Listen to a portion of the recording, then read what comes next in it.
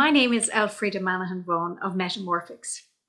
I work as an integrative coach and I specialize in helping people identify their attachment needs and attachment strategies so that they can become more effective communicators. Often we don't recognize that the problems that are arising in our relationships are actually caused by us not understanding that we're trying to get specific needs met, or recognizing that we're employing certain strategies, and those strategies, whilst one time effective in childhood, are no longer effective in adulthood. If we want to have more balanced relationships, balanced attachment, more security, then we need to first understand ourselves and what's going on with us. But secondly, understand the other people in our life and maybe understand what's going on with them too. I've learned that if you can communicate to somebody's attachment strategies or attachment needs, then the relationship can become more effective. It also means we can learn what's going on with a person without having to label them as a narcissist or as labeling them as difficult, because we all have difficult people in our lives, whether that's at work or at home. We might have somebody that we have to walk on eggshells around. When we understand what's going on with them when it comes to their attachment strategies, we can realize why they're doing it. If we can respond with greater levels of security and be more balanced in the way that we interact with them, the problems in those relationships disappear. So for example, I've worked with a lot of parents who are learning how to co-parent after the ending of a relationship. Very often that can bring out the worst in people.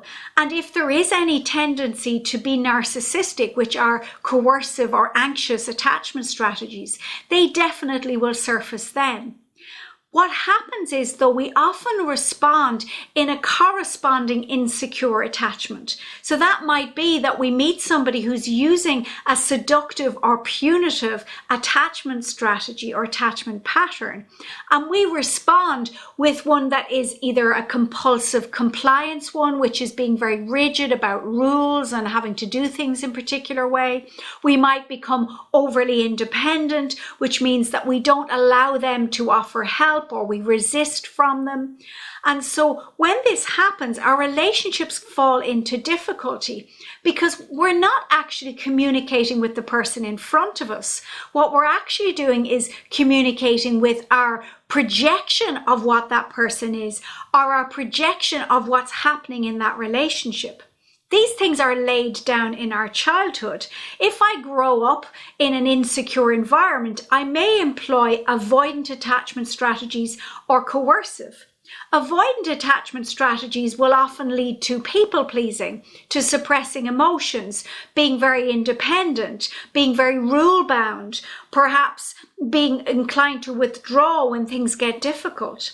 If I'm coercive, then I may fall into the trap of blaming other people when there are problems, feeling like I need to be rescued, feeling helpless or like a victim, or feeling like everybody else is the cause of the problem and not being able to take responsibility for my own actions.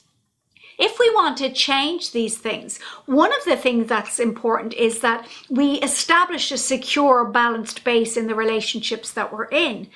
That we, instead of responding in a corresponding insecure way, that we learn to respond in a more balanced way so that the other person no longer needs to use the adaptive strategies of punishing or aggression or feigned helplessness or independence or compulsive compliance or compulsive caregiving.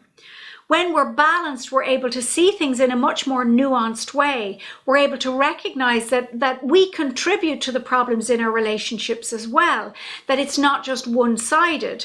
We're able to take responsibility for the things that are our responsibility, but also recognize when the responsibility is actually the other person. Learning to communicate through these patterns and with these patterns can make your relationships more effective. It can also help you to understand the rules of engagement for each different relationship. I'm not going to have the same level of intimacy in a family or romantic relationship that I'm going to have in a work relationship. But I can make those relationships work in whatever way they need to. So if, for example, you have somebody who's very difficult in your life, you can learn the right kind of boundaries to have in that relationship so that the relationship works, that that person feels safe, and so do you. If you want to find out how to communicate more effectively in your individual relationships, finding out what will work for you, not just in general terms, but actually with you and your specific issues, then please get in touch with me, because we can work on a bespoke coaching program to help you and mentor you through those communication patterns so that your relationships can become more effective.